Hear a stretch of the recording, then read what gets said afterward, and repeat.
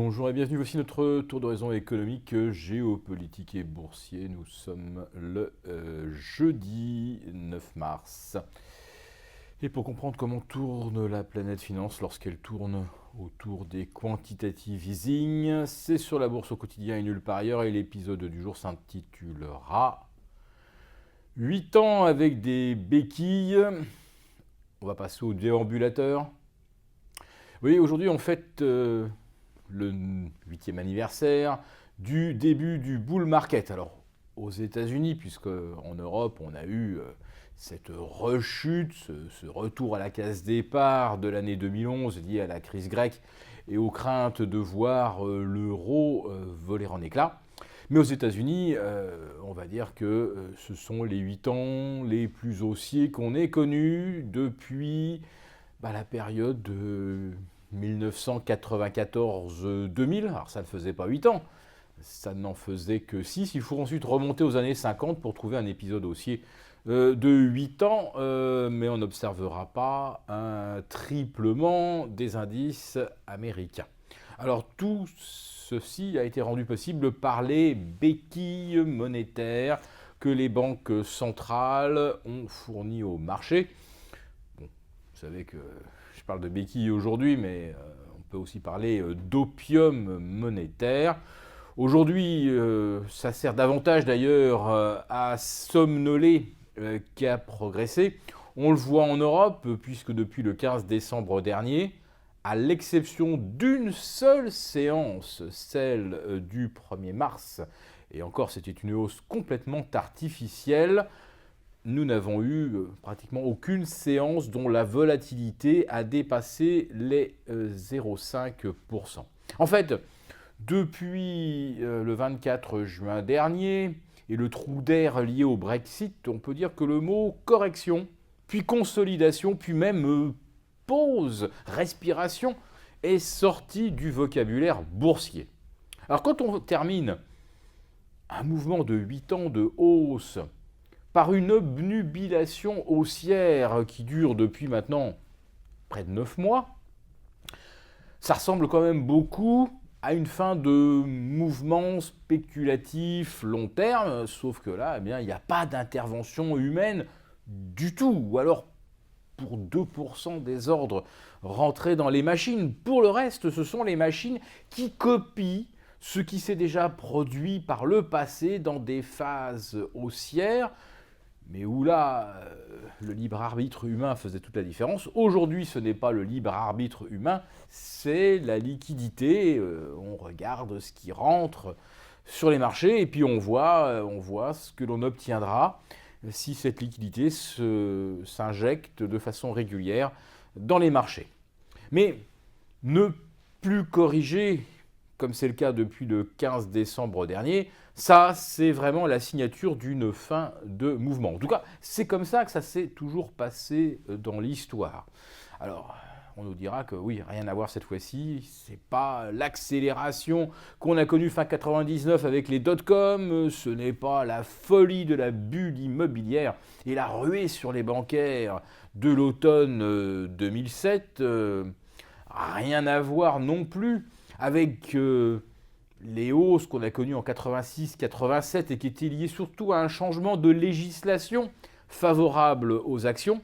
Non, cette fois-ci, c'est le premier rallye totalement automatisé, algorithmique, où les machines décident de tout et surtout de se couper du monde. Mais bon, ces machines, sans le carburant des quantitative easing et de la fausse monnaie, eh bien, ces rallyes n'auraient pas existé. Alors, aujourd'hui, nous avons la réunion de la Banque Centrale Européenne.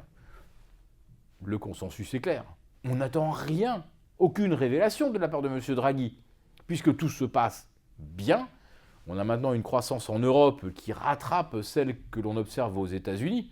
On va même peut-être les dépasser, puisque la Fed d'Atlanta révise à plus 1,3 ses objectifs 2017, alors qu'on est à au moins 1,7, 1,8 en acquis de croissance sur le début de l'année 2017. Donc l'Europe va bien. Les pressions inflationnistes, eh bien, si on veut bien exclure le pétrole, on est à 1% en core rate, c'est-à-dire en taux d'inflation hors variable volatile. Bien entendu, vous qui nous écoutez, vous, quand vous dépensez votre argent, vous dépensez bien votre argent en core rate et puis en données brutes, puisque vous achetez du carburant, vous achetez de l'énergie. Bref, la véritable inflation, elle est bien de 2%, voire peut-être même de 3% en Espagne, et pas du tout cette espèce de fiction statistique du core rate à 1%. Mais la Banque centrale, elle va nous dire « Ah, mais on voit bien que les tensions sous-jacentes sont bien maîtrisées et qu'à même pas 1% de core rate, il y a encore du chemin et de la marge avant que l'on se sente dans l'obligation de réagir, de ne pas se laisser dépasser par l'inflation. » Ouais, ça, c'est...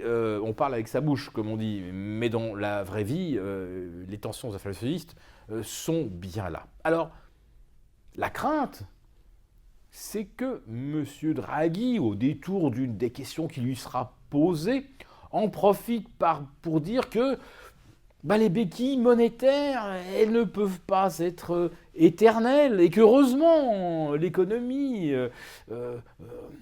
s'auto-entretient, enfin dire que la croissance est devenue aujourd'hui autonome. Bien sûr, ce n'est pas vrai, mais ça pourrait être une façon de dire au marché, on est arrivé au bout de ce qu'on pouvait faire, on est arrivé au bout de l'absurdité, puisqu'on a bien vu que tout l'argent qu'on a injecté, il est allé dans les marchés, il est allé dans les bulles d'actifs, il n'est jamais allé dans l'économie réelle. D'ailleurs, aux États-Unis, lors de la dernière audition de Janet Yellen, il y a des sénateurs qui ont dit franchement à Madame Yellen, mais prouvez-nous concrètement que tout l'argent que vous avez injecté a bien eu des effets sur l'économie. Vous nous aviez parlé de la croissance et de l'inflation, et les QE de la Fed n'ont jamais eu d'impact ni sur la croissance ni sur l'inflation, puisque ce qui a relancé en fait la croissance, c'est en gros les dépenses militaires et c'est Obamacare. Bah oui, quand on mesurait le PIB, il fallait bien intégrer la hausse du coût de la santé, la hausse des dépenses liées aux assurances santé. Donc, le QE de la Fed, il n'a fait que gonfler la bulle boursière à Wall Street.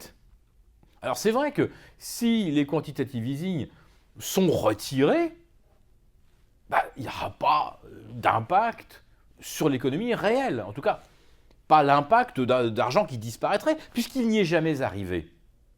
En revanche, pour les marchés, là, c'est la cata absolue. Parce que tout ne tient que par la promesse ou l'espoir que les cours seront plus élevés demain. Regardez, des emprunts à taux négatifs, on les achète pourquoi ? Pas pour perdre de l'argent. Si vous achetez du 1 an allemand, on vous confisque 0,91 aujourd'hui. Vous mettez 100 et on vous rendra seulement 99,10. Pourquoi vous achetez un emprunt où vous êtes sûr qu'on vous confisque de l'argent ? Eh bien, tout simplement parce que vous l'avez acheté 101 et vous espérez le revendre 102. Même si on ne doit vous rembourser à la fin que 99. Enfin voilà, on est dans des marchés qui sont totalement sens dessus-dessous. Donc si la BCE laisse transparaître que les QE ont maintenant vécu leur belle vie et qu'il va falloir éventuellement envisager même de réduire la taille du bilan de la BCE, qui est arrivé aussi au maximum des plus-values qu'elle pouvait faire, puisqu'en fait son bilan est valorisé en fonction de l'actualisation de la valeur de tout ce qu'elle détient. Et tout cela est gonflé à l'hélium, toutes les valorisations sont gonflées.